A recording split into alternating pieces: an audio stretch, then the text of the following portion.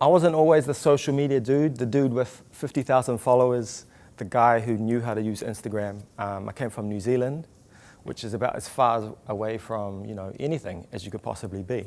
There's a lot of sheep. My dad was a hobbit.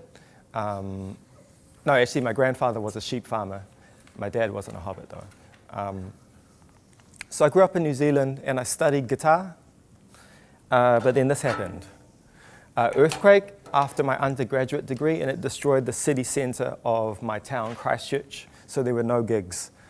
So then I had to find some other opportunities to perform, to put my art in front of people's eyes. So what I did was I hopped on a cruise ship. For 4 years, on and off, I traveled the world, Mediterranean, Caribbean, Alaska, the Pacific, playing about 4 hours per day. And if any of you guys are just musicians and you're interested about this, hit me up afterwards, because it's a fun gig. You get paid. Beer is $1. That's good. Free food. You do work a lot, though. So.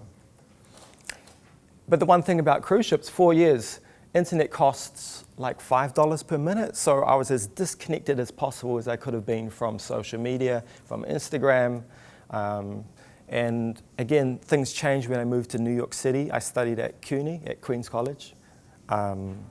Studied my master's in jazz guitar. And while there, I came across this guy called Gary V. If you want to write something down, some of you guys got paper, write down this guy called Gary, V-E-E. So he convinced me to be where attention is, right? And I realized that, I have to be where attention is, which is on their phone. On their phone, they're in social media. All right, how do I use social media? So here's some examples of people who have done what I've done. It's not just me. I'm not the best at this in any way. Thousands of people are doing this. Celebrities on social media are now bigger than older celebrities. People like Jake Paul, Logan Paul, or like world star, like celebrities, like who's someone?